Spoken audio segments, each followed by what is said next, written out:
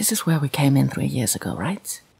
Vampirism in ESO had just gone through a major overhaul and I was distraught over my stamina Nightblade's fate. I hadn't really looked into the new and improved vampire abilities, and the penalties of being one of the beautiful ones scared me.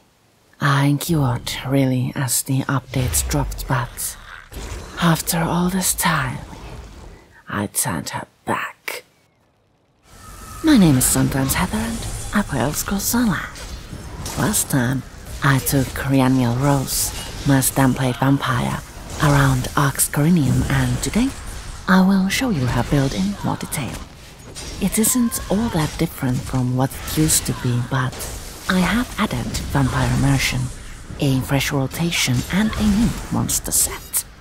Let's start with our backup weapons, a pair of poison daggers. I have brutality training poison equipped.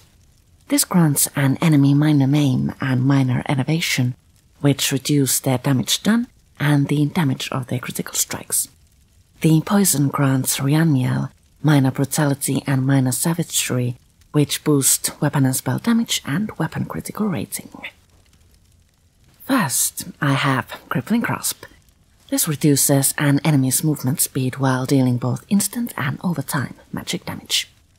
When venturing out to delve some public dungeons, enemies rarely live for 20 seconds after meeting really, so some of the damage is kinda wasted, but this is still a fun ability. Next, Degeneration from Mage's Guild. This deals a set amount of magic damage over 24 seconds and grants you major brutality and sorcery, which boost weapon and spell damage.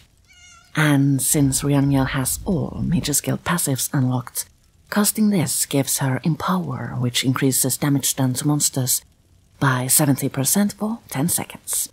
I'd say this one is a pretty sweet deal. Moving on, we have Blood Mist. This turns really into Red Mist and allows her to leap upon unsuspecting enemies to deal a set amount of magic damage over 20 seconds, while healing for a set amount of damage done. Vampire passives grant a boost to weapon and spell damage when you leave Sneak, Invisibility or Mist form, so be certain to purchase all of those. Even though Blood Mist isn't the best way to deal damage, I really like it. The animation is really cool and I like the way it adds to immersion. We're all about immersion here. And cheese, of course, who doesn't love cheese? So, next we have Deadly Cloak. This wraps Rianmiel in a cloak of razors which protects her from area damage.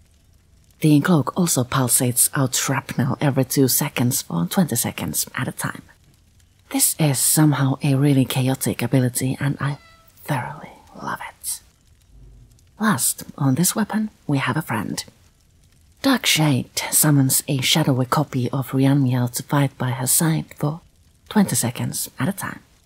The shadow deals a set amount of magic damage and also, occasionally, does a little twirl with her twin plates to deal even more damage.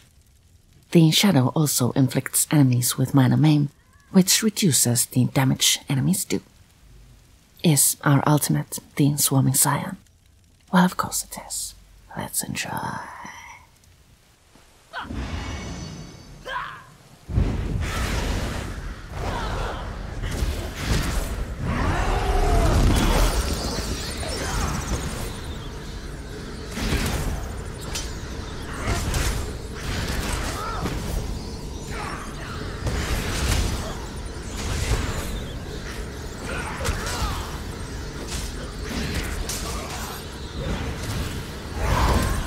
Our second set of weapons is Enchanted Twin Swords. I have your basic physical damage to enemies, more stamina recovery for me enchant, but this may not be the best one out there. Do pick your favorite. First, on this set of swords, I have Surprise Attack, which I use as a spammer, most likely against all rules. This deals a set amount of physical damage and afflicts an enemy with the Sundered status effect, which reduces their armor rating.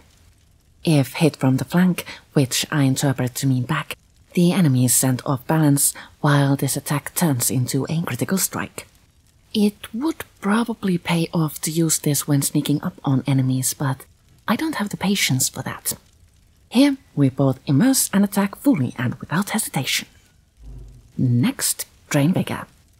This vampire ability allows you to suck out the life force of an enemy. Drain Vigor replaces some lost health and also tops up stamina. This comes in really handy when I forget to use fully charged heavy attacks and run out of stam. Next, another spammer I like to change according to release environment. In dungeons and delves where enemies are numerous, I rely on Steel Tornado. This allows Rianmiel to spin around and release a halo of blades that fly out to deal a set amount of physical damage to all enemies close enough. In the open world, however, I like to use Blood Grace, which deals both instant and overtime bleed damage. This also heals Rianmiel whenever it does damage. Then we have Killer's Blade. I use this as a spammable when the battle draws close to its end. Killer's Blade deals a set amount of disease damage to a single enemy. If that enemy's health is below 50%, this deals up to 400% more damage. If the enemy dies within 2 seconds of being hit, this also heals really for a bit. This ability is one of the reasons I love playing Rianmiel so much. Last, our way to stay alive. Reaper's Mark grants an enemy major breach, which reduces their physical and spell resistance. When the marked enemy dies, Rianmiel is healed to full health. She also gains Major Berserk for 10 seconds, which boosts all damage done. As I like to keep my vampires on stage 4, this ability is a literal lifesaver. As for passives, I've played with Rianmiel for years and have gotten basically all passives. I have all weapon passives, class passives from the lines I use, Mage's Guild, Dark Brotherhood, Vampire, Dark Elf, Thieves Guild, Medium Armor, and all crafting passives. You probably don't need all of these, but if you make your own poisons, get everything from alchemy. It saves a lot of resources. Now, on to gear. First, we have Witch Knight's Defiance. This is an overland set from The Reach.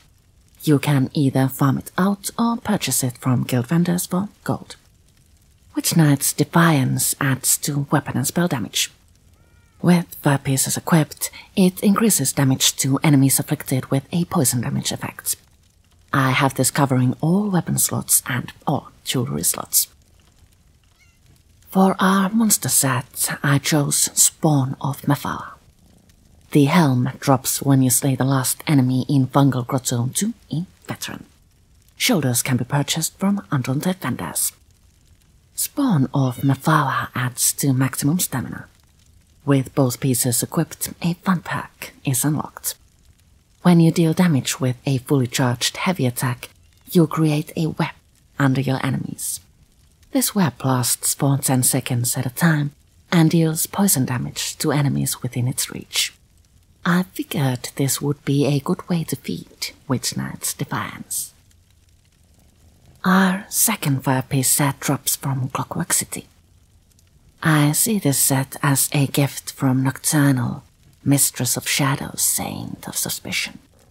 The Unfathomable Darkness set adds to critical chance, offensive penetration, and weapon and spell damage. With 5 pieces equipped, a Murder of Crows arrives to peck at your enemies whenever you do damage. They remain for 12 seconds at a time, and though the damage dealt isn't that great, I really like the crows. Riley's had this set since she was tiny and I can't bear to see her parting with it. I have Rianmiel walking under the Lover Boon, which adds to physical and spell penetration. I have all attribute points on Stam and wish I had more. Let's take a look at champion points now. I haven't gotten any better with these, so please don't trust me blindly. In Warfare, my active stars are Weapons Expert, Thaumaturge, Wrathful Strikes, and Untamed Aggression. In Fitness, I have Bloody Renewal, Relentlessness, Fortified, and Boundless Vitality. In crafts, I have all the critical stars. Do choose the ones that make playing fun for you. As mentioned, I made Rianmiel when I first started playing ESO. I chose the Nightblade class because it seemed to tie magic together with sneakiness and light blades, and dual wielding due to my fascination with swords. I've traveled to most corners of Tamriel with Riley, explored most skill lands and weapons with her, and she still is the one dearest to my heart. When I first made her a vampire, before the whole revamp thing, I did it for cosmetic reasons only.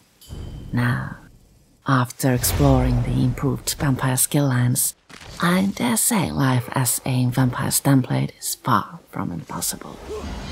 In a way, it is even enjoyable. I hope you have enjoyed this video. Next time, I thought I might share with you my impressions of the Endless Archive. Thank you so much for watching, and I'll see you all later. Ta!